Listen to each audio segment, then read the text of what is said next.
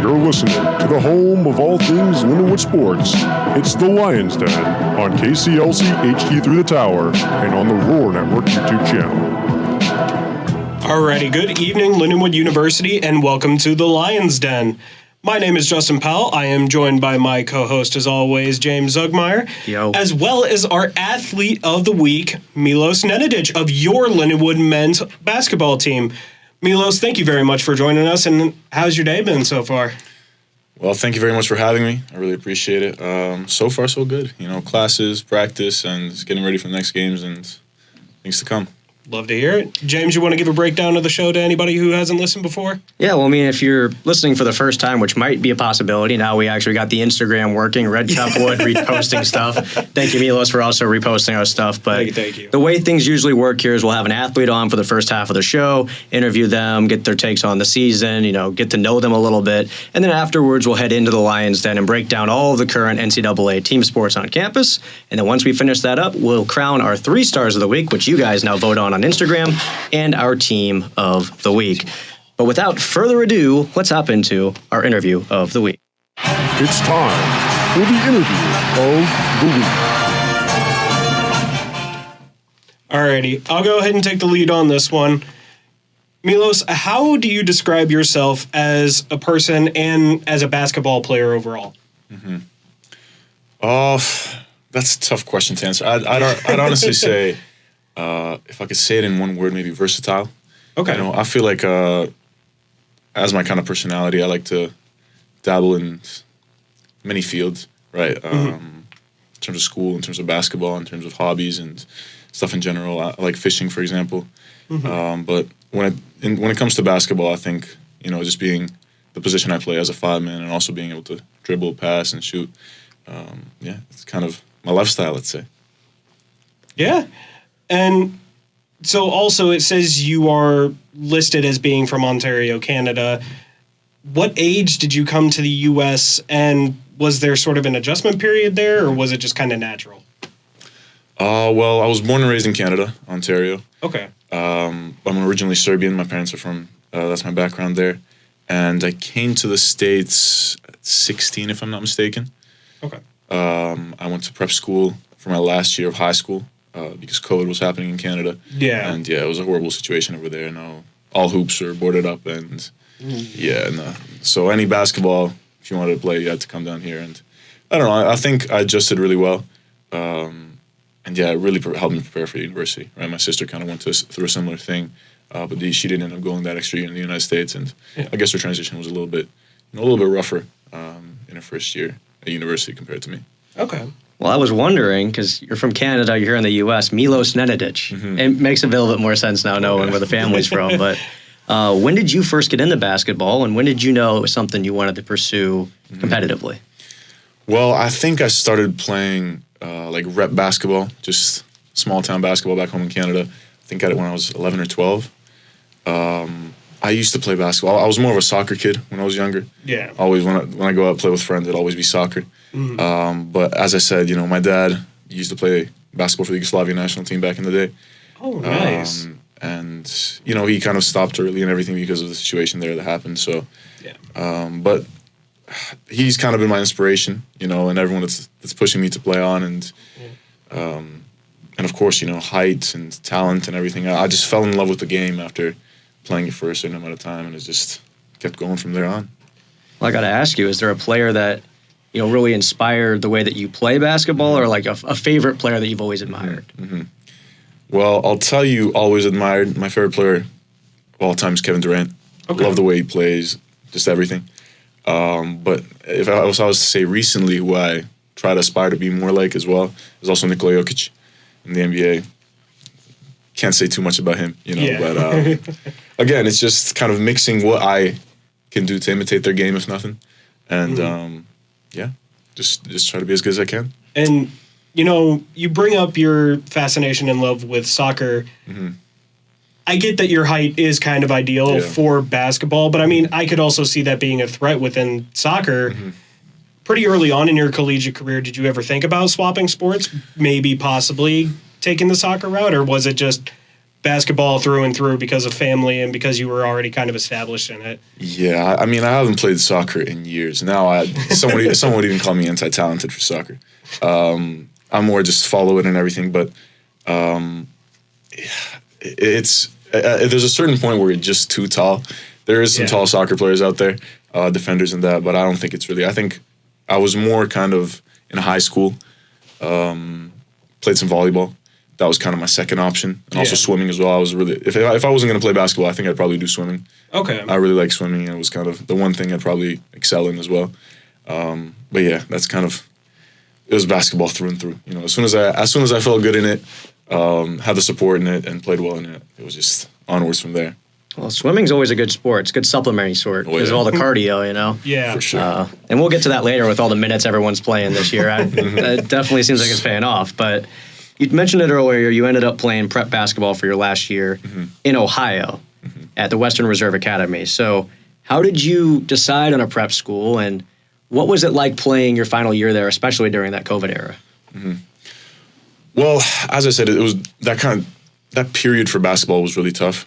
Back home in Canada, I was an excellent player and everything, but even at that point, Canadian hoops weren't as, I guess, noticed, right? You'd have to be at the very tippity top to be noticed there. I was a reserve for the national team, under 16, and then from there, I kind of got, that's where I got most of my interest for D1 basketball and everything.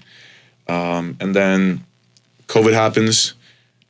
From a friend of a friend, I kind of get introduced to a coach. He's at the Ohio University. Sorry, not Ohio University, Western Reserve Academy in Ohio. Yeah. And yeah, you know, I had a good conversation with him and decided, you know what, basketball's not going to happen in Canada. If I'm going to play basketball, this is the way to go. I can't take a year off. I can't do anything like that. Yeah.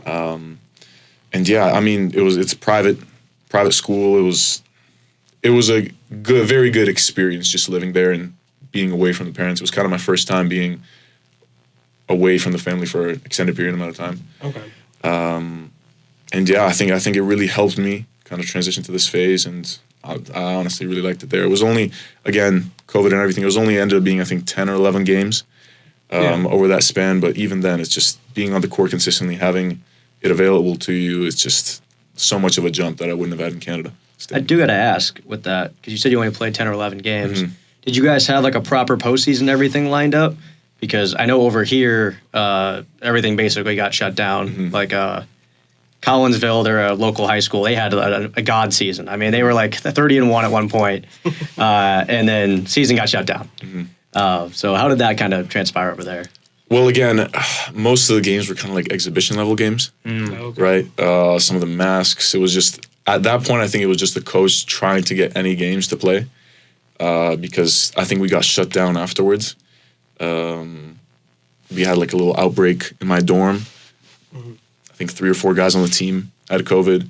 I was quarantined. I ended up being quarantined longer than the guys that had COVID, so that's a whole nother story. But you know, it was tough. But I think it did not end up being a full season. But I think it was just valuable either way to go through it and have those, even the little games we had. Nice. So coming out of Ohio, you're already kind of in that northeast part of the country. How did you decide to go to college in Maine? And, you know, what did you learn throughout your 4 years while you were there? Because I know you kind of said going back to Canada to play wasn't a realistic option. So maybe that's just me because I don't like the cold too much. What made you decide to go a little bit further north, especially? Well, I will say one of the best things from coming to Lindenwood is the weather. Oh my God, I can't. Outside of basketball and everything, just quality of life. But the biggest thing in Maine, my undergrad is in mechanical engineering that I finished over there. And they were one of the only 2 schools that offered me and allowed me to do that program. I also wanted to go a year early, so I didn't want to end up staying a prep year, 5th year in high school, because I was just, my family is very academically oriented, and so am I. And, you know, it's always important. As soon as the ball is going to stop bouncing one day, it's important to have a backup plan and something to go forward in. So that was a huge reason why I went there, despite the cold, as you might say. But yeah, I think the coaching staff there changed after the first year, but the original coach that also recruited me there, they also had a really good spiel that they told me. And yeah, I thought it was a really good place to balance both the academic side and the basketball side of things. So I guess with that coaching change, did that kind of turn your mindset a little sour, or was it just sort of like, I initially came here with them, but I'm still going to keep that positive mindset with these guys and see how it takes me with them as well? Yeah, I mean, basketball programs change, right? Especially when a coaching change occurs. The coach is in a position as well where he got a new job. He has to, provide results and everything. And I think it was kind of a two-sided situation, right? And again, some things didn't necessarily align and everything, but at the same time, I ended up staying there. I think the new coaching staff was also really great people, first of all. And my biggest also reason for staying and ended up there was finishing that degree that I started off there with. I think that was really important to me, as I said, academically and everything. It was just going somewhere else and continuing engineering just wouldn't be realistic. And yeah, but again, as I said, as much as that might have, just basketball-wise, not slightly negatively influenced me, I think it was still a great experience. And again, the coaching staff there is great people as well. Awesome. So I know you graduated from Maine, and you do have your degree, and you are a graduate student here. How did you end up deciding on Lindenwood for your graduate year playing basketball? Well, I mean, I was in the transfer portal over the summer, the spring. Talked to multiple schools. I think the biggest thing here was just the immediate connection I felt. First of all, role, of course. At the University of Maine, I haven't played too much over the first year. I played a little bit, and then afterwards, it was kind of, up and down minutes. So I think the biggest thing here was, like, they said, we see your talent, we see your potential, and we see that it hasn't been used properly and everything. So we want to give you the chance to play here and be a lead option for us, which is huge for me. Right? And again, I think just the vibe I got from the coaching staff was extremely great. Coach Walker, Coach G, I mean, the whole staff, Coach Anderson, Coach Bean, and Coach Campbell. I mean, I'm going to shout them all out, but I think just that first two conversations I had, I think I committed, 3 or 4 days afterwards. It was pretty late in the portal as well. And I was deciding between a few schools, but I think just I felt like a will to win. You know what I mean? I think that's the biggest thing for me. As much as I am chasing my own personal goals, I think first option should always be to win and look for the collective to improve and just be good together. Love that. Well, you ultimately decided on Lindenwood, and there's some new faces here this year, some faces heading out. So what was that first practice like for you, and what were your first impressions of not just the program, but the university when you got here? Well, in terms of the university, again, I came here in the summer, amazing weather. I think I talked to the coach right away, got into the first practice. It was actually my first practice. I was actually injured last year. I had a injury in my left knee, a bit of cartilage break, and that was actually my first practice back from the injury. I just worked out a little bit home and everything, but we went live. You know what? It was great. First of all, it was great to be back on the court again. And I think it was kind of, the tone was set right away. I think the university is a great place. It's unique in that it's kind of has everything around it that you need, right? Where I was in Maine, it was a little bit secluded, right? And you kind of need a car and everything to get around everywhere. Just in terms of campus. But in terms of basketball, I felt like the tone was set right away. Even though we were extremely low on bodies at the start of the year. We only had 7, maybe 8 guys practicing occasionally on practices. But even then, the tone was there, and every practice you could feel it, right? It wasn't just the same practice over and over. It wasn't just repeating the same old stuff. It was just a clear goal that the coaches expressed, and the expectations that were consistently needed to be met, let's say. Yeah. So I kind of have a follow-up. You said Maine was pretty secluded. You came here. There's a lot of stuff around. I'm from St. Louis. I love this area. That's part of the reason I decided to come here to Lindenwood. I just wanted to stay home. What are some of the places that you've been around that, you've really kind of enjoyed from the area, especially with so much being within a 10, 15-minute drive from the campus? Well, I'm going to be honest with you. I've been to a lot of places. just in general, this is kind of a side note. I've actually been to almost every state in the United States by car. My family's a big road trip family. So when I was younger, so I've been to St. Louis one time before to kind of just see the main landmarks and everything. All right.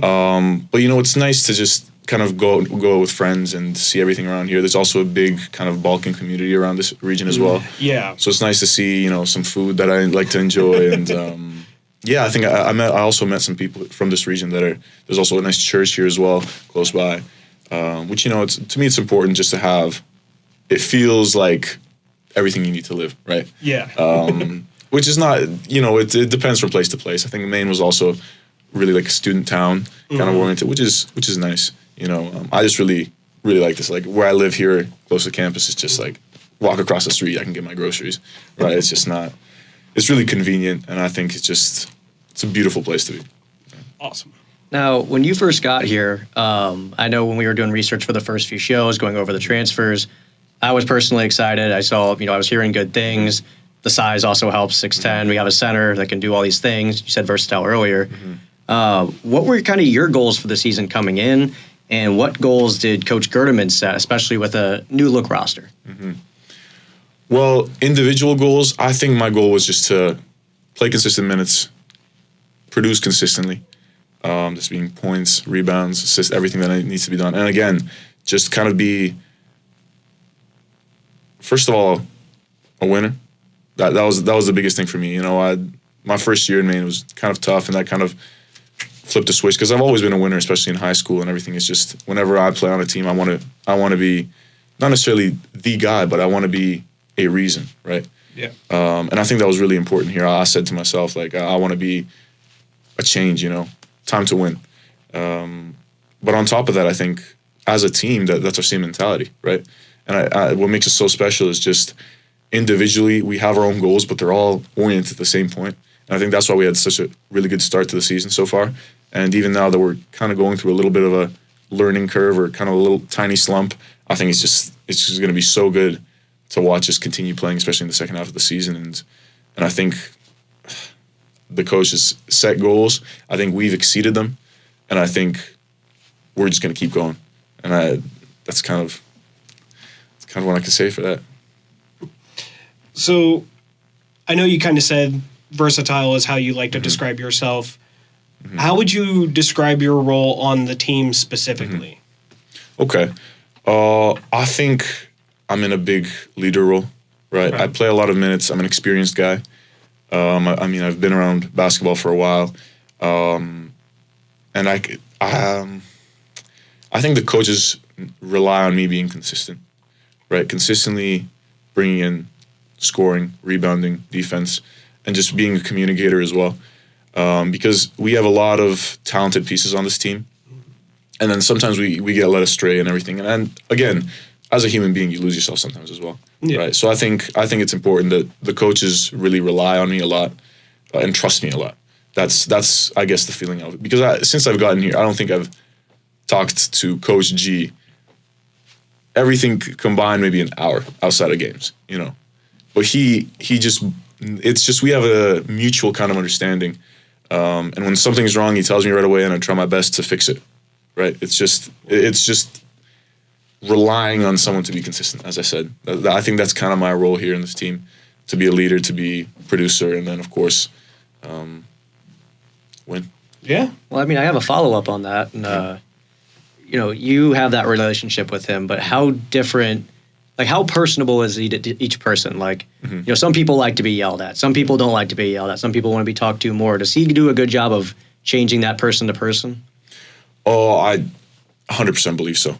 I think he talks with other guys in different manners, and you can see the effects, right? Saul might be down a little bit after a conversation or something like that, but you can tell they recuperate from it, right? And it's important to have that as a coach. I really appreciate that from his perspective because I feel like he talks to everyone. And this, I mean the whole coaching staff as well, because we can all just go to any one of them and just either say our problems or everything we like about something, and immediately they'll either fix a problem or keep doing what we're doing, right? So, and I think just having that ability to maybe a younger player that gets lost in the game or shots not falling or something like that, to approach them and be like, either sit them on the bench We're telling them, no, you're going to stay in, you're going to keep shooting, you're going to, right? I think it's important just to have that, and I think our coaching staff is amazing at it. Right? Yeah. So, kind of going back to your role and how you said you're a leader on the team, you share the floor with 3 of the top 10 scorers in the OVC conference right now. How does that change how you approach the game compared to prior seasons? I know you said you played a little bit less in Maine, but how does that affect you going into this season? Well, as I said, we have a lot of talented guys, right? And they all have their own kind of unique ways of doing stuff and contributing, just like I have and someone else has on the team. Yeah. In terms of scoring and everything, these guys score in many different ways, right? And I think it's just playing as a team and facilitating each other, right? I feel like I've in some games just been more focused on passing the ball, setting good screens, and just lifting guys up occasionally when they don't have a good half or a good game to begin with, right? Because as I said, these are talented players, right? As I said, it's just finding that way to still contribute and be as consistent as possible with everyone around you, because not everyone's going to have a good day, right? And I think they know that the best, and I think one of the best things that coaches also implement is having so many guys in double figures and producing, right? We're averaging a lot of points, we're getting a lot of people involved, and I think that's amazing, right? And it's so much better than having a singular individual that just takes everything over and has everything on their back. We can kind of put everything on everyone's shoulders and just, as I said, we have some extremely talented players, and it's amazing playing with them. Well, you mentioned, everybody's contributing, but this season, you have an injury to the bench. The starters are having to play a lot of minutes. And right now, compared to your career averages, you're up about 20 minutes. How has that, cardio-wise, by the end of the game, how are you feeling, and how are the rest of your teammates feeling playing so many minutes?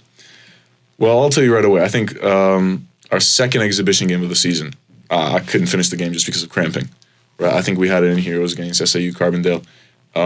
But I think, as I said, as a team, we work so much, and especially whether it's strength and conditioning, whether it's practice and everything, it's just gotten to the point. I know Coach mentioned that early in the season to me. He said, "I need you to play this many minutes." That's going to happen, right? Whether you like it or not, you're going to get into conditioning. You're gonna do it. After the first few games, he told our strength and conditioning coach to come in with me, get some extra sprints in, and do that extra work. And it's tough, right? You never know in basketball. Like we realistically could have 10 guys consistently playing in the rotation and everything, but now injuries and everything that might happen, you got to deal with it, right? And I think as a team, we've dealt with it fairly well. And of course, I think maybe sometimes the back-to-back games, or I know the SIU game maybe, it was kind of like our third game in 6 days, which is kind of, I think fatigue still gets to us. But I think just we've been prepared so well, especially now. Like at this point in the season, I feel like I could play the entire game with just like maybe 1 or 2 rests, right? Which is, I'd never think I'd say that before, because I used to come in for maybe 5 minutes and then plus or minus I'd come out and I'm like, oh my God, I just out of breath. But as I said, we have tough practices. I think no one practices harder than us in this league, and I'll stand by that. But yeah, I think that's the main thing, just being on the court, and high expectations lead to high rewards. Oh, yeah. Now, I got one more question for you before we look ahead to more of the rest of the season. I'm getting into basketball, okay? Okay. But watching you play, you say you're the versatile type. When you come off a screen, I've seen a few times this year where you either just let it fly or you have no one in your face and you say, I'm going to the basket. For you, what makes that decision? When you have that open shot, what are you looking for there? Well, I'll kind of go back to when you're having a day or not, right?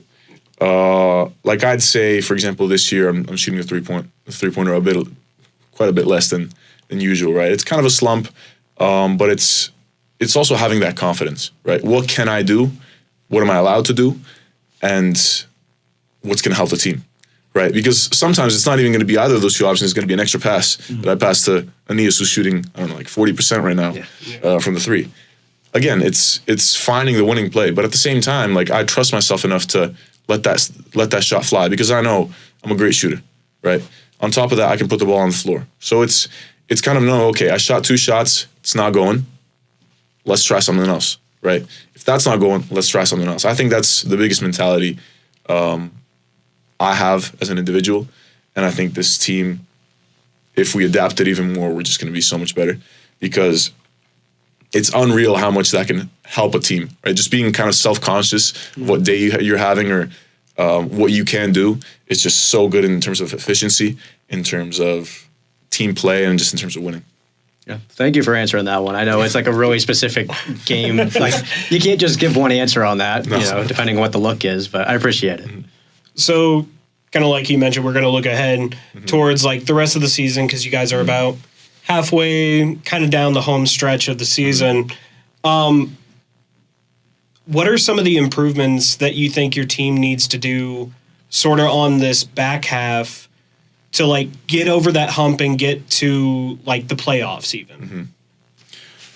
Well, as I said, the last 4 games kind of since the 4-0 streak, we've been 1-3, which, I think it's, as I said, I think it's a learning point, right? We've had a lot of success so far, and I think we talked about it just yesterday, even today, this morning before practice. We have to have the same attitude we have to every game, right? It doesn't matter if we're on a losing streak, if we're on a winning streak. We know how talented we are. We know how good we are. We can't let that get to our head, which we might have. And that might have caused the 3 losses. But again, you're going to have bad days, you're going to have good days. It's better that it happens now than that it happens later. And I think we're still in a great position moving forward. I think we have 2 really big games coming up. And as I said, I think it's more of a mental thing that we just have to work on, because we got conditioning is on point. Trust me. We're playing, I think, 7 guys, something like that, and just everyone's ability to play those minutes and still be in all these games is just great. I think our offense and defense, I think the coaches do a great job. And of course, like, everything has its plus and minuses or small adjustments you can make, but I think our biggest thing is just mentally being able to bounce back and then keep consistency afterwards, right? It's just, you get that one win, keep on winning, right? No letting down anymore. So, and I'm pretty sure I know your answer to this one. Do you still feel like playoffs are in reach, or like that championship is sort of still in reach? Oh, 100%. There you go. 100%. I think it's no doubt at all. I think, as I said, we've played against the best teams in this league. We've played against the lower teams in this league. I think it's just a point of a mental thing. And I think when playoffs come around, we'll be a different animal. Oh, yeah. Well, I mean, the top of the conference this year, there's a lot of really good teams. And there's a lot of talent that's spread out across these teams. So with this team, what type of opponents do you guys feel like you match up well against? And not just like the team, but more of their style. And which styles do you guys usually struggle against and do you guys want to improve on? Do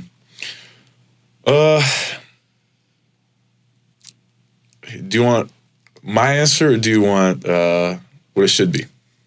I'll take your answer. My answer? Okay. I think we match up well with every team. I think with the game we just had with UT Martin, it was more of a mental game there, and I think that was just kind of new for us because they play a slightly different style than the rest of the league. But I think that with just a few adjustments, and if we didn't start off the first half like we did, I think we could easily have had a much better result. But again, as I said, I think it might be a tougher matchup for us that we just had. Moving forward, though, I don't think we're scared of anyone. I don't think anyone's going to really give us a challenge that we're going to run from. I think as a team, we're just that type of team, right? Everyone is here is just, no one's scared to fight. No one's scared to play hard and just get down to it, right? No one's going to outdog us, essentially. Well, I mean, I've loved the fight from this year's team. In my 4th year here, I'm graduating. And I've been doing all the broadcasts. I watch all the home games, and I really have enjoyed like watching you guys play this year. It feels like this is one of the most complete teams. So just keep doing what you guys are doing. we really love it here. But we got some fun questions for you to finish up. All right. We always like to finish off on a good positive note. Yeah. If you were the commissioner tomorrow of all of college basketball, what is one thing you would change about the college basketball landscape? Age limit. Age limit. I'm gonna say that right now. Maybe that's me because I'm, I guess, younger for a graduate student. I'm 22 years old as a graduate student. I don't think there should be anyone in this league that's over 25 years old. this is no disrespect to anyone. I know it's tough with eligibility, COVID as well that happened, but it's kind of as a younger player, I feel it should be an avenue for younger players to play. Yeah. And again, as I said, if someone wants to come over from Europe or anything, I think there should be an age limit that I would set. Right? Maybe it's a hot take, but No, I mean, that's fair because I know eligibility across all the sports, especially with COVID, you see people going for like their 6th or 7th year for eligibility and they're, mid-20s. So I don't know if that's necessarily a hot take. I think that's more agreeable than I think a lot of people may actually feel. Well, this is an interview for him, but I got a question for you. Oh, you Lord. were in the military. Oh, yeah. How does the eligibility work there? I don't have any. I don't have any, and let's be honest, it's better served for the guys that have trained for it through high school or trained through prep school. However, genuinely, it would feel selfish from my perspective to go in and take a spot from them. Kind of like, I kind of share that mentality of once you hit a certain age, it really should be more of an avenue, especially college and everything, for their younger guys to progress or sort of get their talent and skills out. And you're saying graduate at 22, congratulations. That's absolutely phenomenal. That is great. Because how old are you going to be again? Don't bring it up. But no, those avenues are better served for young players. So I definitely agree with you on that one. That one, 25 is a little much for a college sport. But moving on from that one, you've only been with Lindenwood for about half a season, but kind of getting that outlook from the coaches and from the players that they're bringing in and everything, where do you see this program in the next 5 years? Ooh, that's an interesting question. Well, eligibility reasons, you of course know I probably won't be here next year. But as I said, I think it's on a great path. We have a lot of young guys in this team right now with a lot of potential. And I think, as I said, the coaching staff has done a great job. I know some years back they kind of transitioned into the D1 level. Yeah. And it's just, I think it can only go upwards, right? Especially now, transfer portal, you have a lot of access to many different levels. And I think now that's shortened as well to only 15 days. I think it's going to allow different levels of D1 basketball to attain different players, right? And yeah, I just think the culture that we're trying to build and we're building so far is just going to be, it's going to be a really good sight to see in the next 5 years. Well, speaking of 5 years, where do you kind of see yourself in those 5 years? You already got the degree. No, you said your family really pushed you on that. And one day, ball's not going to be dribbling anymore. I know you said that earlier. So kind of where do you see yourself in the next 5? Well, my immediate answer is going to be I'd hope to play professional basketball after this. And as I said, play basketball for as long as I can, as long as it's profitable, right? Yeah. But afterwards, I finished my mechanical engineering degree with concentration in robotics. So I'd hope to do something in that field and doing an MBA here in project management as well. Okay. Again, dream, I'd love to dream to maybe open a company of mine or something like that further down the line. But again, it's a lot to say initially, right? It's just, I don't like talking about the future because I think, it's going to write itself. Right? Yeah, I'm with you there on that one. I know that's a lot of responses from the athletes. They're like, that's far in the future. I want to focus on the now, focus on what we got going here, and 100% respect that. That's awesome. So I guess that kind of brings us to our final question, and this is kind of our capstone question that we ask all the athletes, and it's sort of the hard-hitting one of, what is something that you wish other people knew about your sport that isn't as well known? Something that's, you feel like other people need to know to sort of have a deeper understanding of the sport that you guys love. That's a very good question.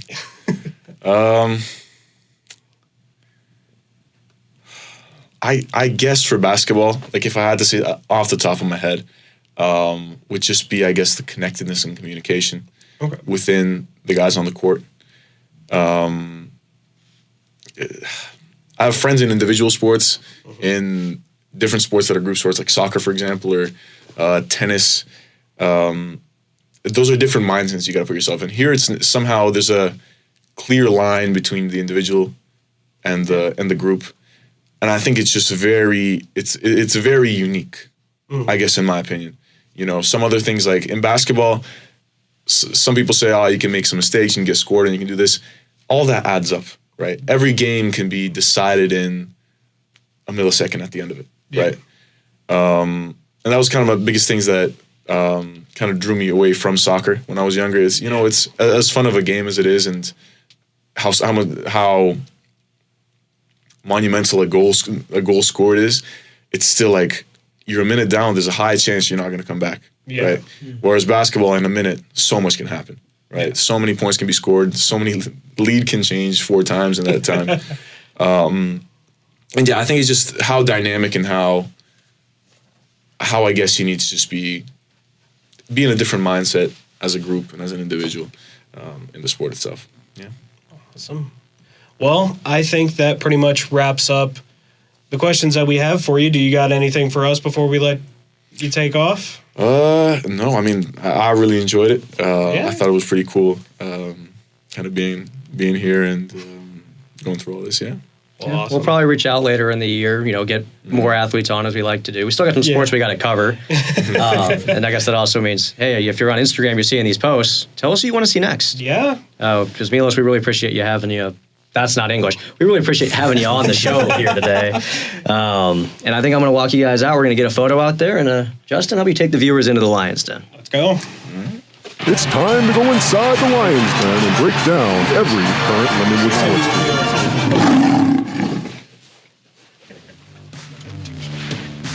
Yeah, I'll take your spot right over here. Alrighty. Make sure to turn yourself down. Oh, I guess It's all right. It's all right. We got this. Alrighty, everybody. We're still transitioning out to where Milos is walking out. Cannot thank him enough for coming onto the show. Such a great guy. Such a great guy. If you ever run into him, say hello. I'm sure he will have no issue with it.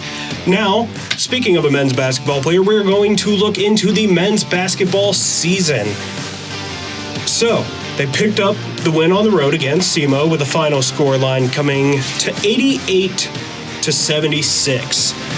With Anias Futrell having a monster 28-point game down in Cape Girardeau. Unfortunately, though, they fell short against UT Martin with the score coming out to 55-69. However, Dontrez Williams had a good game with him putting up 20 points alone. So they're 1-1 coming out of the weekend and going into this next week. But I think the most important one is they picked up that SEMO win on national television oh so decisively. And I don't know, I'm looking forward to this week. James, what do you think about this weekend and Lindenwood's sort of 500 performance coming out of it? Well, first of all, SEMO, hold that L. Thank you very much. I mean, if you guys just want to embarrass yourselves on national television every time, I'd be very happy with that. But let's actually get into it rather than just crap talk all over the place. Because, I'm figuring out basketball. I feel like I can give some decent analysis now. And the SEMO game, it was business as usual. I mean, you had Futrell, Williams, Jones, all over 20 points in that one. All of them played 35-plus minutes. They were out on the court the whole time, and they just kept producing, which you love to see. Only 2 bench points in that one. Yeah, they won. They won pretty decisively. I still want to see those bench points coming up. I don't think that that's going to change moving forward. I really don't expect the bench to produce much, and we'll get into that later. But SEMO just couldn't make a shot. I mean, 7 for 32 shooting in the first half. Yeah, they had a good second half. They made a game a little bit at times. But when you shoot 7 of 32, you're probably not coming back to win. And shooting numbers always even out. You know that. Second half, they shot above their averages, but the first half for them, that was abysmal. Good defense from Lindenwood all around. And then the second game, UT Martin kind of exposed the flaws of this basketball team.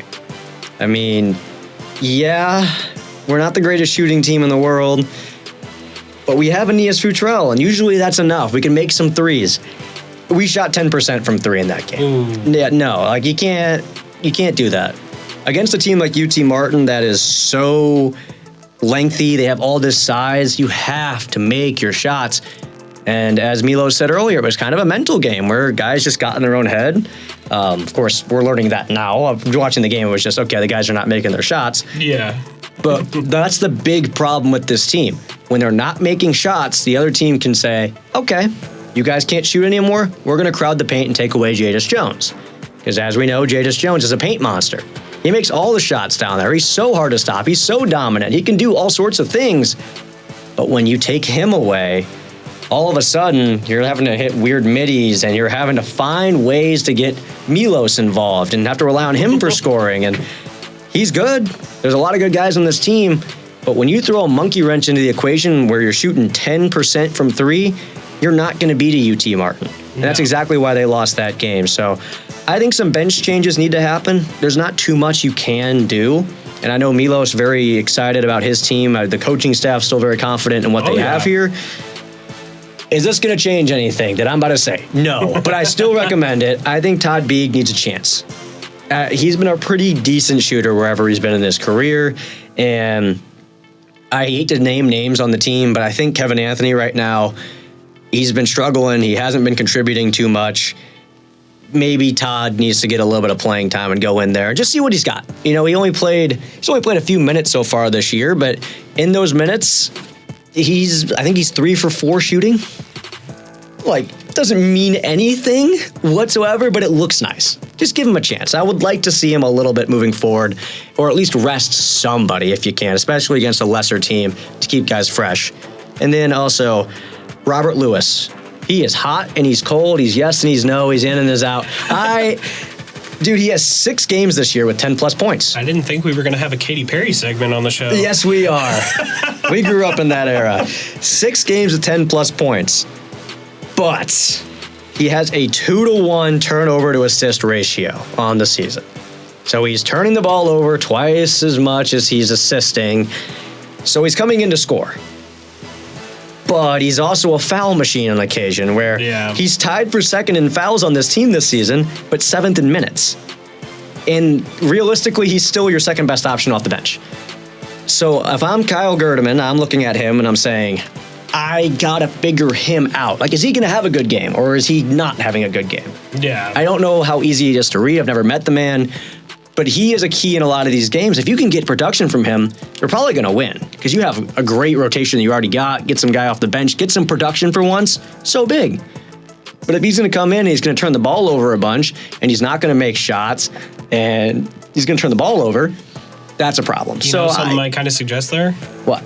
You know, kind of bring back the enforcer or like the flagrant fouler. You know, that old style player that you knew was only there to cause trouble just so that way you could get like a little bit of a break for your players. If you need that break so you can like get somebody rested and then throw them back in, throw them out there. Tell them to be a foul machine. Tell them to get those fouls. You know, you don't want to give them the free throws, but have them get those fouls so that way your team can get a little bit of a rest and maybe you can sort of swap them out a little bit quicker. I'll say we need the physicality, but the foul's got to stop. Because teams can't get into the bonus and the double bonus. Yeah. Like, we can't be giving up free throws. We're playing tight basketball. We have a really talented team. We're playing some really talented other teams. You can't give them the extra free throw and the bonus, and then the extra on top of that and the double bonus. Yeah. So I don't know what to do, and I hate calling people out. We almost never name names if it's a bad performance, but basketball is only 7 guys, 8 guys playing right now for us. Somewhere around there. Unfortunately, names get named, and I don't mean in any disrespect. No. So I want to make that clear. But we got some games coming up against some teams. And we did not pick basketball very well last week, although it was the one sport I beat you in. Yeah. I'm 1-1. I picked us to, believe, beat Seam. No, I picked LL. That's what I did. Yeah. I picked loss at SEMO, win over UT Martin, and then what'd you go with? I literally did the exact opposite. I did loss at SEMO, win at UT Martin, and I quite literally, that is the only one that I went 0-2 on, and if I would have just flopped it, I would have went 2-0, and I would have been at 500 or better with every single one of my picks, but this is the one that tanked me. You got in your head a bit on that one. On the SEMO one, I think you overthought it a little bit. I did. I totally did. I was like, maybe SEMO, they want payback for the football, but no. Lindenwood popped off. They did great, and I have to sit here and accept that defeat. And you know what? I will happily accept that 0-2 scoreline on my end for Lindenwood to get the win, 110%. Because you beat my butt the rest of the picks, too. You'll accept that. You'll go 0-2 here and then beat me the rest of the way. 110% I will. All right, well, tell me, who we playing this week? So, the games this week for men's basketball, we are going to go to Tennessee Tech first, and that is this Thursday, 7:30 p.m. at Robert F. Highland Arena, right here in St. Charles, Missouri. So, it's in your backyard if you want to go ahead and go watch men's basketball. Please do. Please do. That is Thursday, and then Saturday we play Tennessee, but State this time, not Tennessee Tech, Tennessee State. It's so weird that they... anyway. A lot of Tennessee going on in this conference. A lot of Tennessee in this conference. And guess what? It's in the same exact place, Robert Highland Arena, in your backyard. Please go watch them. And if you don't want to leave your dorm because you're that much of a hermit crab, I understand. That's me at times. It's on ESPN Plus. You know, get that free trial, watch the basketball games, cancel that free trial, make another email, and just run it all over again the next week. Or you could sail the 7 seas and commit a little bit of piracy. But I didn't hear that from me. Watch Pirates of the Caribbean. There you go. Right, Jack Sparrow. I mean, what a character. Jack Sparrow, what a guy. But those are the games that are coming up this week. It is Tennessee Tech Thursday, Tennessee State Saturday, and the Saturday game is going to start at 3:30, so right smack dab in the middle of the afternoon. So that won't interfere with any night plans, and you don't got to wake up early. You can literally sleep in, get dressed, get ready, go to the basketball game, and that's how you start your Saturday night. So what a perfect way to start it. Speaking of which, like we said, I am 0-2 in these picks, but I'm going to give my picks this week. I am going to say a win at Tennessee Tech, but a loss at Tennessee State. Tennessee Tech is sitting at 7-12 with a disappointing 2-6 record within the conference. They haven't had any notable wins, but a couple of their losses were actually to big programs in Georgia and Kentucky. So I think those are more or less, you really shouldn't hold them against them because those are like big SEC teams, like SEC network teams. So those are kind of, you're expected to lose those. Those are money games. That's all they are. I do think it could go either way, but I am definitely leaning towards Lindenwood, given the history of both of their seasons, seeing either side. I think Lindenwood's got the win over Tennessee Tech. Now, flopping over to Tennessee State. Tennessee State is currently 12-6 and 6-2 in the conference alone. So basically take Tennessee Tech's conference record, flip it, there you go, you got Tennessee State. They haven't beaten a lot of the same teams, and they have beaten a lot of the same teams, correction, and even some that have picked apart Lindenwood. I think they will lose the sense of fundamentals late with frustration and will cost them the game ultimately.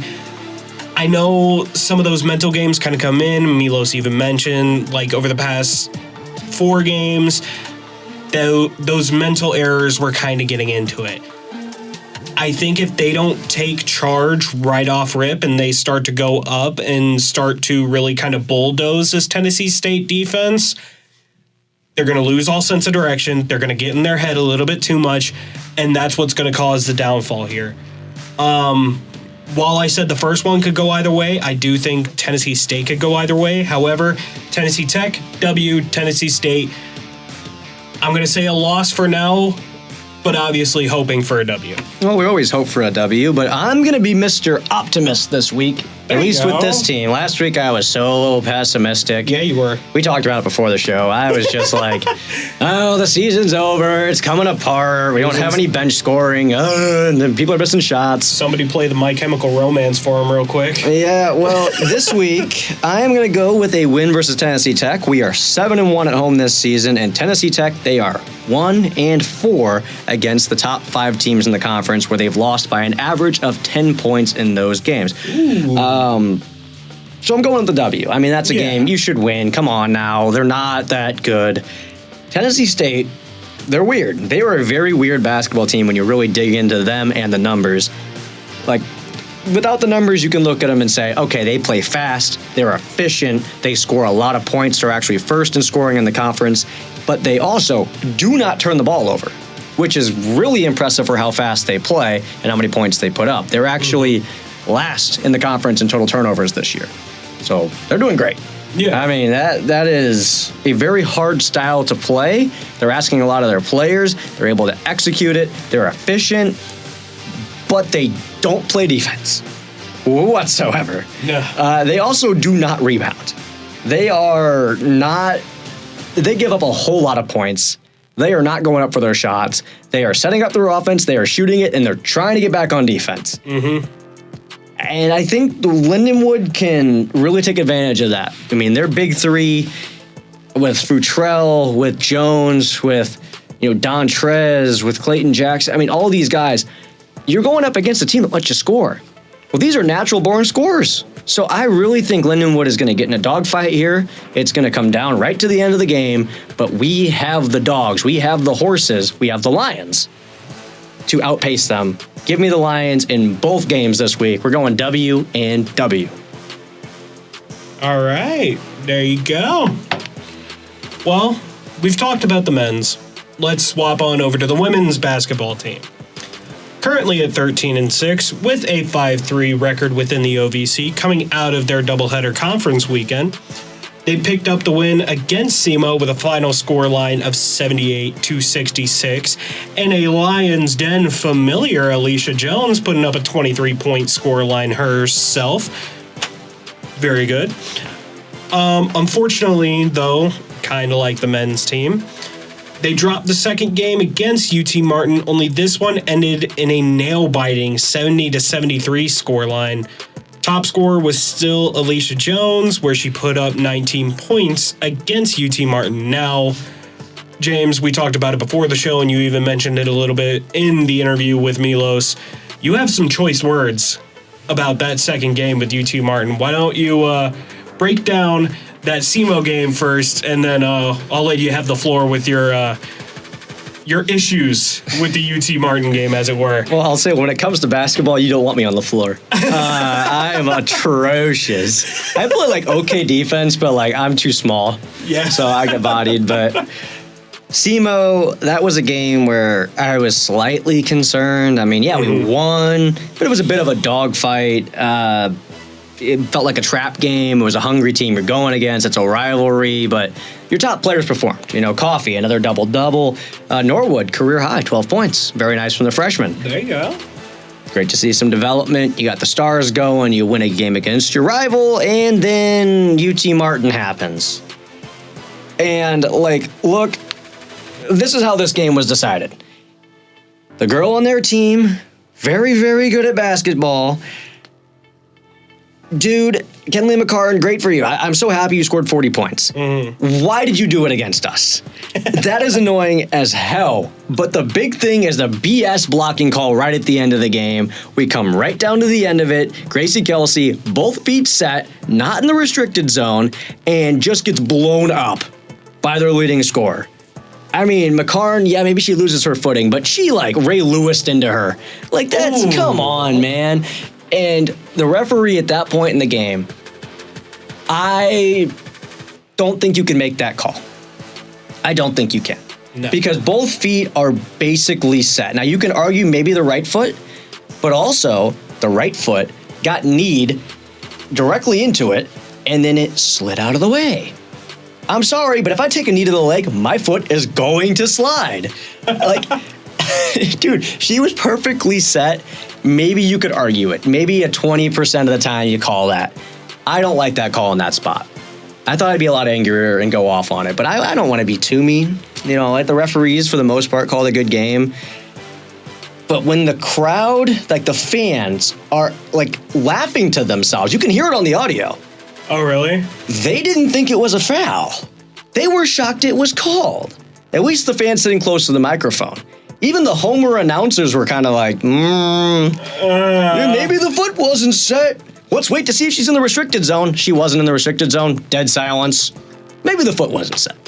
Like, if the Homer announcers. Look, if they got to second guess themselves and be like, no, the foot was set. Maybe she was in the restricted zone. Oh, dang, that wasn't the argument either. No, never mind. Her foot wasn't set. It's like, no, dude, you can't flip-flop. Maybe you could say she leaned into her. There's a lot of things you could say. But as someone who just watched their favorite football team get scanned by the referees this weekend, the referees are on my crap list. I cannot stand watching referees decide close basketball games. You watch this game, whatever. Like, it was a good basketball game, but more issues for Lindenwood. Too many turnovers. You have a player on their team who's going 14 of 16. That was her final score from the field. Yeah, she was making everything. You got to take her away. You cannot just let someone drop 40 on you. No. So, that's my rant. I'm upset about how the game was officiated at the very end. Lindenwood did not help themselves. It's an L. But they're going to bounce back. I'm big on them coming up, but they got some games, and that's not my job to tell you all about them. So, Justin, who we playing and who you got? I gotcha. So, it's going to be the same people, and it's going to be at the same location, Robert Highland Arena, but different times. Obviously, it's Tennessee Tech on Thursday, 5 p.m., so that will be about 2.5 hours before the men play them. Again, Robert Highland Arena or ESPN Plus, however you want to watch it, and possibly a KCLC. I feel like they will be on KCLC, but we cannot confirm that. We cannot confirm that, so we will go off what we know, and that is ESPN Plus, or just go to the arena. Just go to the arena. Please it's right do, there. Man. These teams are too good. The basketball teams are so entertaining this year. They're so good. You can say whatever you want. Oh, it's low-level D1. Who cares? That's what I thought when I first got to this university. But once you get to love them, and once you have some pride in your university, these games are so much fun. They're so great. But with that, Saturday, Tennessee State at 1 p.m., so again, 2.5 hours early, and Robert Highland Arena. So, my prediction shifts for the women's team. And my prediction on this one is a W at Tennessee Tech and a W against Tennessee State. I think they go 2-0 coming out of the weekend. Tennessee Tech is sitting at 10-7, and yet they are 3-5 in the conference, so they have a winning record, but not against their own conference opponents. Most of their losses actually come from within the conference. They had a big notable loss to USC. That's going to happen. That, though, that's just going to happen, man. I'm sorry. Yeah, it did. However, I think that lit a fire under them because they went on a 6-game win streak after that loss to USC. However, let's not get our hopes too high. It was immediately followed up by 5 conference losses right after. So, you basically get stacked against your entire conference right after you go on this 6-game absolute, blast, and you just get absolutely, stomped on. Could go either way, but with the mistakes Tennessee Tech have been making lately, I really do feel like the Lindenwood women's team have this one in the bag. I don't think it's really an argument. They've been playing really well, a few errors here and there, and like you said, officiating kind of. If the crowd and the home announcers and literally everyone in that stadium agreed that that wasn't a foul, something tells me Lindenwood should not have lost that game. However, we are not here to speculate. We are just here to speak what did happen. Well, I mean, we would have won. There was 2 seconds left. Yeah. I'm not even going to say don't speculate, bro. We were winning that basketball game. It was over. It was so over. That small tweaks, and that's it. So I think Tennessee Tech is an easy W. Tennessee State, 3-14. Brother, ooh. 2 of those wins being in the conference, but they also have 5 losses within, so they're 2-5. And I literally have this in my notes here. I would approach this analytically. But truth be told, if Lindenwood loses this, it is an absolute black mark on the rest of the season, and it creates doubt going forward for the rest of the season. This team is not good. We're talking about the Browns here. We're talking like the Bills this past weekend. Sorry, Brother, James. we did not play that bad. Sorry, James. Just say the Raiders and get it over with. By the way, pray for Fernando Mendoza. Pray for that man. That night, the stars so bright, Fernando. Anyway, I loved watching that game last night. Yeah, but no, it seems like you did. Yeah, I did. But no, I think Tennessee State, Lindenwood picks up the easy dub on that one. What do you think coming out of this weekend? I'm going to go right with you. I'm going to go W and W. I mean, you got 2 teams here that are not that competitive. Tennessee Tech, that 5-game losing streak coming in with that. And then Tennessee State, they're 0-9 on the road this year. They're on the road once again. This team needs 2 wins. I think they get them. Yeah, and 0-9 on the road, it's really hard to kind of defend that. I'll say this before we move on, by the way. And I'm sorry, Yeah. I just completely went over you. As of this point in the show, I am up 1 game. This is where that is just going to go off the defense. So, with that, let's continue on to our next sport, and that is men's hockey. So we have an oddity on our hands with the men's hockey team, right? An absolute insane stat line that I don't think any of us really saw coming or thought it would be held for so long, let alone a full week. The men's team currently 11-11-0, with home games being 7-7 and away being 4-4. They haven't played any conference games because I don't think They're independent. Yeah, they're independent. So there's no conference. So home being 7-7, away being 4-4, overall 11-11. They are just 500 across the board. It is like they haven't played a game yet this season. They are just level. Hardcore level. However, they defended their barn with a 2-0 weekend against Stonehill College. So going into the weekend, they were 9-11. They were 5-7 in home games. But now, obviously, they bring that up to 500. James, I know we joked a little bit about them being perfectly mid before the show, but why don't you break down some of the positives that they had this weekend to kind of get them to that 500 stat line? Well, I was a little scared coming in, I'm not going to lie. I mean, I didn't predict them to sweep the series despite Stonehill not being the greatest team. Yeah. Because of our history. And past teams, maybe even, I mean, I wouldn't say last year you had more talent on the roster, but that was high expectations with the coach that came in last season, and they split with Stonehill, I believe, on the season. Mm-hmm. So I was not huge. I really wasn't. But when you come in here, you come on home ice against Stonehill, you need to take care of business if you're going to be a good team, and they did. They were outshot on Friday, but they were 2 for 3 on the power play. That was their first game with multiple power play goals since going 2 for 9 against Long Island on November 28th. 2 for 9 is crazy. I do not remember that being a 9 power play game. And they only got 2 of them. So even though you got 2 in the same game, that wasn't great. But this one was. You go 2 for 3. You love to see that. Yeah, they give up the first goal. Doubts were starting to creep in. They came back. They finished the game strong. 6 unanswered goals right after that. Yeah. You look at that game. I mean, you had 2 guys go with 3 points. You had Hood and Morneau. 1 goal, 2 assists for both of them. And Clayton Knapp, 30 of 32 saved.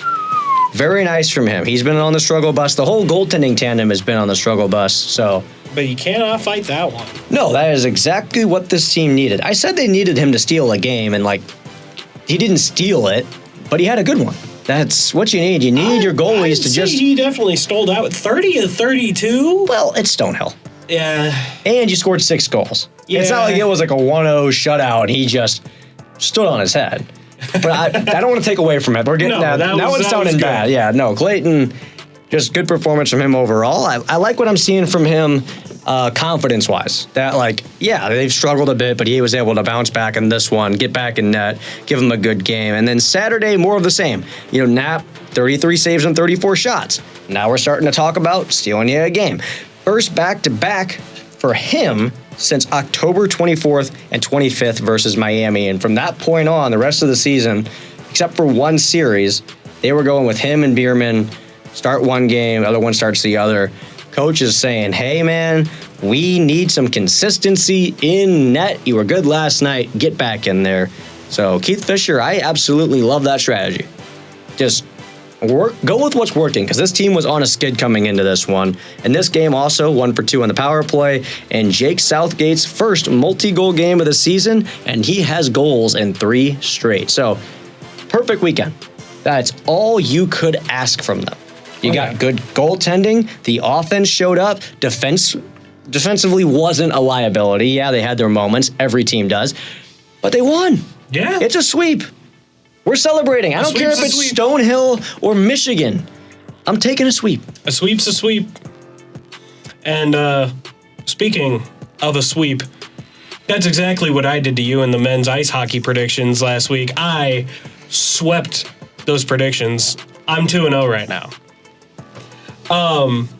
And speaking of 2-0, that's exactly what I'm predicting this weekend for the Lions again. So I'm hoping to go 4-0 in the men's ice hockey predictions. And we'll see how that goes. Fairbanks is who they are playing next, and they are 6-13-2 with no notable wins within the 6. They are coming off of a 4-1 win against their counterparts in Anchorage, but I think Lindenwood finally gets it above that 500 mark. Anchorage is a good team. However, I think if Fairbanks is able to if they're able to kind of get a big win like that, a 4-1 decisive win like that against Anchorage, I think Lindenwood has no problem, putting a cap on whatever sort of ego these guys might have coming off of that game. I think it's, for one, cool that Alaska has 2 teams that are Division I hockey. Oh, yeah. I love that. We are traveling. It's going to be a weird week. There's not going to be a whole lot of sunlight up there. No, not at all. No, it's winter in Alaska. I've been up there during the summer. It's weird. Let me tell you, it was like 10 p.m. and it was still perfectly sunny outside. Mm-hmm. So it's the opposite right now. But hey, last time we played them, we beat them. The last time, well, we're not going to talk about game 1 of that series, but game 2, last year, completely different team, completely different coach. They got the job done. And I think it's going to be more of the same. I'm going win as well. I'm copying your homework since you beat me so bad last week. You look at these 2 teams. Alaska Fairbanks, they're giving up 3.38 goals per game. We're giving up 3.82. So we're giving up about half a goal more. I understand that they're in a more established program. Defensively, they're a little bit more sound, but neither of those numbers are good. No. Neither team should be giving up that many goals. But here's the big difference. Lindenwood, top 12 in the country in goals per game at 3.5 per game. And Alaska Fairbanks, well, they're bottom 10 in the country, 2.19. So it is, offensively in this one, I think we're going to score a lot of goals. Yeah. The question is, can our defense hold them to what they've been used to all season long? They have a really good goaltender. And I look at one other thing coming into this. That was not the smoothest transition, but let me talk about some special teams here, because we talked about it earlier. I should have wrote the notes differently, because we were just talking about power play. Oh, yeah. Power play here is going to be huge for Lindenwood. We're getting hot. 2 for 3, 1 for 2 in their last 2 games. Then you're going up against a top 5 most penalized team in the entire country, and they're not good on the penalty kill. No. Meanwhile, Lindenwood has a top 30 power play in the country, which means we're just above average. Yeah. I'm going with Lindenwood in this one. I like the fact that we score so many goals, and we don't really have to fight for goals. The last few years, it's been a struggle for us to put the puck in the net. Mm-hmm. This year, we're doing it. I just don't know defensively, goaltending-wise. That's the big question mark for me. I'm going win-win. If the defense just does their job and doesn't allow a bunch of odd man rushes and Lindenwood doesn't get jet-lagged and commit a bunch of penalties, it's a sweep. Yeah. And by the way, I'm not seeing any streaming service here for it, but those games are on Friday and Saturday. However, since they are in Alaska, they're in Fairbanks, Alaska. I think if they're going to be on any, it might be Flow Hockey, because I know that's the one that's like really popular. I'll go look. Friday's game. It is listing here at 10:07 p.m. So you got to stay up late on a Friday. Maybe I'm just old, but no, that's Alaska time.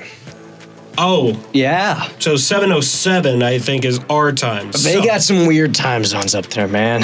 So 10:07 or 7:07, big difference, but go off of the 7:07. And then here, 5:37. So, no, actually, 10:07 and 8:37 is our time. It'll be 7:07 their time. So, no, I was right. 10:07 p.m. our time. Really? Yeah, it's going to be a late. Because I'm so sorry. It's at 7 p.m. Their time because they're a couple hours behind us. Yep. So my brain not braining right now. No, you're but, good. Here, I'll have good information that isn't BS. Flow Hockey and KSUA Radio. So if you got a VPN, you can go listen to the radio there. Mm-hmm. And then Flow Hockey is Flow Hockey. The production value varies from team to team. Exactly. So I have my gripes with Flow Hockey. If you want to stay up late to watch those or use your VPN to listen to those, it'll be 10:07 p.m. on Friday night, and then it'll be 8:37 p.m. Saturday night. So if you want to start your Saturday night, listening to some hockey, watch some basketball, listen to some hockey, then go do whatever you do on a Saturday night, go for it. I think we just go right into our next hockey segment, and that is women's hockey. The women's team is 8-16-2, conference record of 6-9-1. They are actually coming out of a 2-0 weekend against Delaware. Game 1 ended with a scoreline of 3-2, while Game 2 ended with a much more decisive score of 6-3. This actually marks the first home sweep since 2024. So this is a great sign for this, this young team. The fact that all of 2025 we didn't have a single home sweep, you start 2026 with one, I think that's a good sign of things to come, even if we're near the back end of the season. James, why don't you detail the analytics a little bit more for us, though? Well, I'll say this. It was a complete clinic. That is, we thought that they would play really good hockey because Delaware was a team they played earlier in the year, and they played really good then. They just didn't sweep because Game 1, puck luck wasn't on their side. But I really liked the way they played in this one. They only allowed 33 shots for the entire series. They defensively showed up, showed out. They won their faceoffs. They kept the puck in the offensive zone. For us in that one, 94 shots on goal for the series. And that is something we saw the last time they played, where we just got a whole lot of shots, which you love to see. Oh, yeah. So I think, this is a hockey team that we have questions. We've been down on them. It's just weird this week because we get to be up. We get to feel good. I was thinking about on the way here, Lindenwood women's hockey has been the redheaded stepchild of athletics here over the last few years. They have, though. Yeah, they have. Not a whole lot of wins, inconsistency, roster turnover. I think they finally have some players in place. Molly Henderson, hat trick in Game 1, scored all 3 goals in that one. The second game of the series, Tatiana Blakova, hat trick, Sofia Pazmandi, 2 goals. That's what you need. This team needs some anchors, some people that are going to stick around that have talent and kind of put Lindenwood on the map. Are they going to go on a run the rest of the year? Are they going to win their conference? I would put money on no. But the fact is, they're playing some competitive hockey in some of these games where the last few years they just get destroyed for 2 games and go home. So I like it. I'm really big on it. The second game of that series, 6 penalties, allowed 3 power play goals against. Got to clean that up. Only 2 for 7 on the power play. Yeah, special teams are still a problem. This is still the same team we've watched all season long. Just don't. Yeah. We played a team that is on our level, and we kicked their butt. Yeah. So, speaking of kicking butt, again, we're on to the predictions, and I am 2-0 in these predictions as well, compared to James's 1-1. So, go ahead and hold that L for me if you would. Yeah. Speaking of holding an L, I do think that is what Lindenwood does in game 1 against Stanford. Let me go ahead and get that or Syracuse, correction, different S college. They play Syracuse next. They play them Saturday and they play them Friday. Friday is actually going to be at 3 p.m. Central, so our time. And then obviously Syracuse on Saturday. It's going to be at 12 p.m. Central. And that will be, unfortunately, in New York. So you won't be able to, unless you really feel like driving up there, you won't be able to go see it in person. However, it will be streaming on the Flow Hockey app. So if you feel like getting Flow Hockey, like James said, production quality varies. You know, think of it how you will. We should have it, man. The comm program here should have really some should say in the broadcast. Okay, so I'm going to go the exact opposite of you. I'm going to be real here. Yeah. I'm going W in game 1, loss in game 2. Okay. We're flip-flopping here on you. Because we played them earlier in the season. Yeah. We started this year not great, 2-10, and then we split that series. And I was really shocked to see that we did that. Yeah. So we lose 2-1 in overtime in the first game. Then we win 4-1. And since that series, Lindenwood is 6-6-2. Syracuse 6-6-3. Strength of schedule, we don't bring that up. Records, very similar. And I'll say they've lost their last 2. They're 9-4 on the road this year. And well, you said this is a home game for them. We were traveling. Yeah. My bad. That point is null and void. Oh, yeah. But they lost their last 2, and I'm not changing anything off of that. I still have it in my head.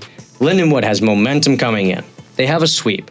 Your top players had a great performance. You got goaltending. You got defense. That is enough. They're going to win game 1. Game 2, Syracuse is a better team.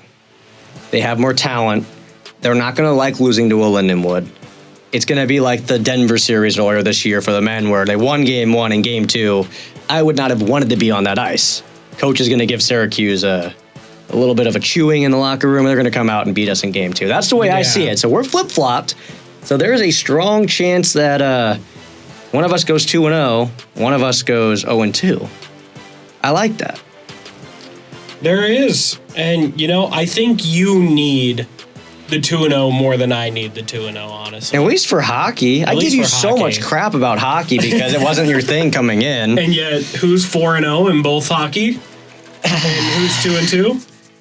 It's because you're always an optimist. Okay, we did Zoogie Zone earlier in the year, and this guy was legitimately picking the Titans some of these weeks because hope.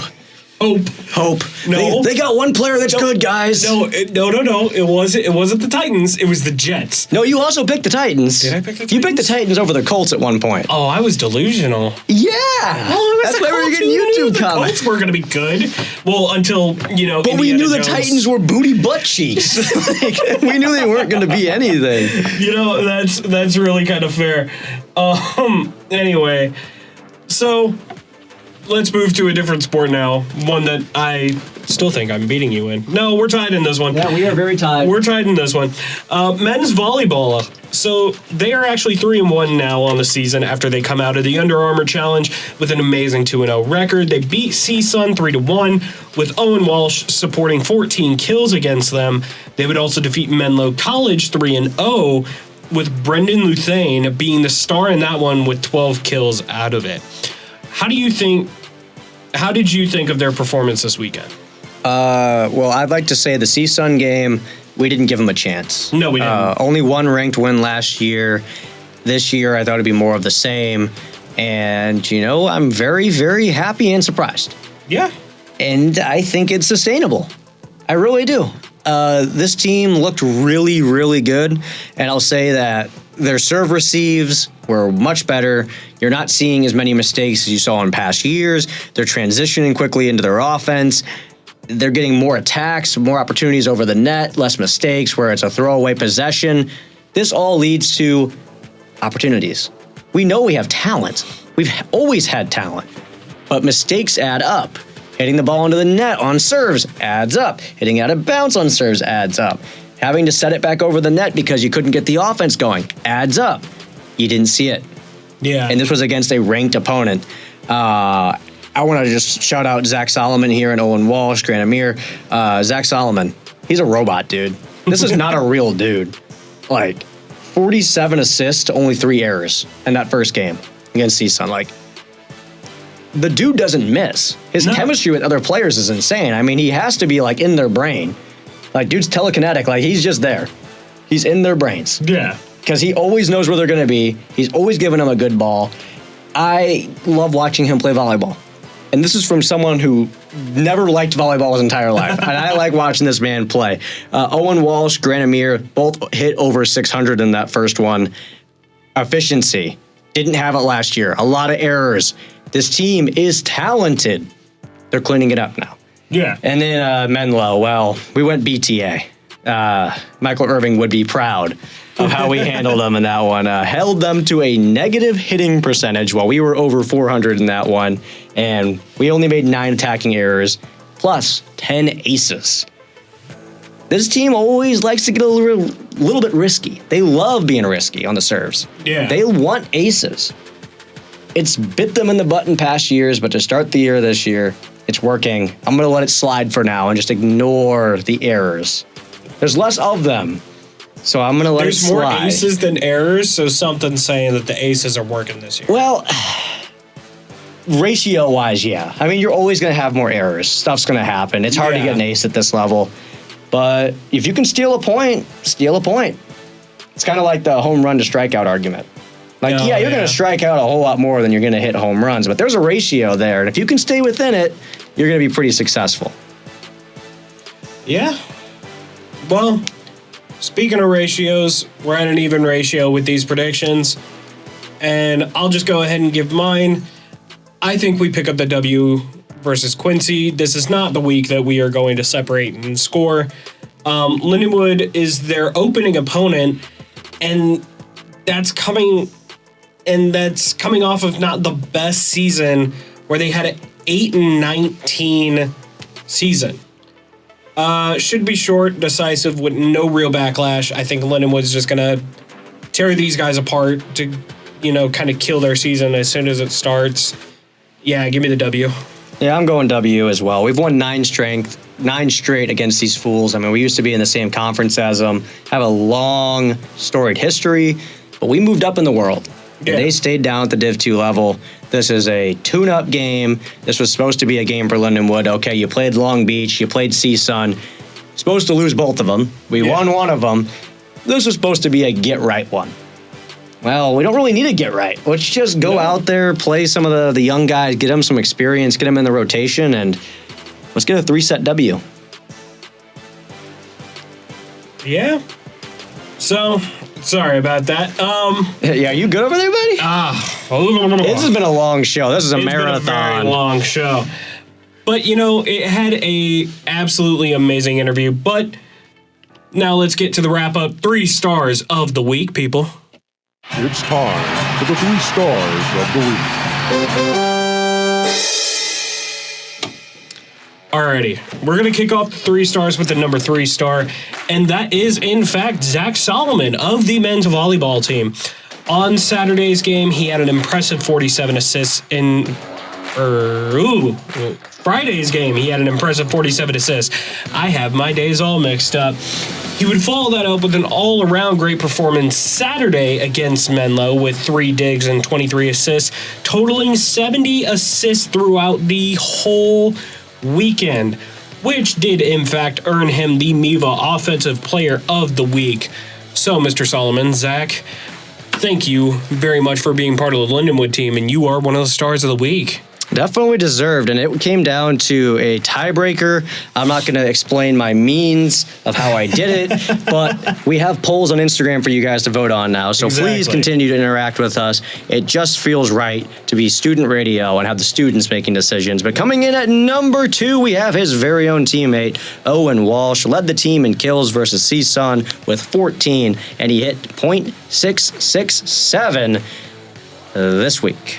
I know every kid everywhere in America is going crazy right now with their new Lindenwood 6-7 shirts that we're selling, apparently. Excuse me? Oh, yeah, and kids are wearing them to games. So I guess good for you, Lindenwood. Keep making money. Oh, gosh. But I just loved that he stepped up. He's not the top guy. He's like a Milos. Yeah. And the team needed him. I mean, a lot of guys stepped up on that one, but he was the one with the big numbers at the end of it, and I'm really excited to see how he develops here in his junior year at Lindenwood University. You know, I think he is utmost deserving of that second spot. However, the top spot, again, this was voted on from you through our Instagram, at JetKim4, at JZugmeyer? Yeah. If you want to go over there and vote, go over there. Check out. We'll post all this stuff over there. But without further ado, our top star, that is Miss Molly Henderson. Scored a natural hat trick on Friday's game against Delaware to help the Lions take control of the series, going 1-0. Now, Tatiana Blikova, she did have that hat trick the very next day. Molly also helped with an assist on that one. So, you know, overall, 4 points coming out of it. But one of the most impressive stat lines that I think is really great out of this, she won 11 of 15 face-offs throughout the whole weekend, showing off just the ferocity that she has as one of their top players. So, Ms. Molly Henderson, you are the top star of the week. Well, we're going to move on to our team of the week, and this is where things got interesting because I'm now learning the demographics of Red Cup Wood, who did promote this, and it seems like there's a lot of hockey fans on there. Oh, yeah. But I put something out on my story, and I also put something in a post. I'm not sure which format I want to roll with moving forward, but man, it was close. Men's hockey got third. Women's hockey got second. Wow. But your men's volleyball team is the team of the week. And they got some awards now attached to them as they are now ranked number 19 on the polls, which is just awesome. Because this team deserves it. I mean, last year was kind of infuriating to watch. They were so up and down. If it was a team better than them, they'd crumble. If they were better than another team, they'd beat the crap out of them. Oh, yeah. To see them ranked again is awesome. This is not the first time they've been ranked. In 2024, they were in and out a bunch of times. But I'm just so happy to have a team on campus that's ranked. They deserve it. You guys voted for them. Thank you for voting. And if you want to vote for this week, the links will also be in the description of this video when it goes up on the Roar Network. But Jet, do you have any finishing thoughts before we sign off here today? Everybody, thank you all very much for voting. We are going to put out another poll after this weekend of games. We would love for you all to vote for next Tuesday. But other than that, thank you all for listening. Cannot wait to talk to you all again next week. Thank you for listening to The Lions Den. We're on air every Tuesday at 6 p.m. right here on the Tower, and all recordings are on the Roar Network YouTube channel. Have a great rest of your evening, and go Lions!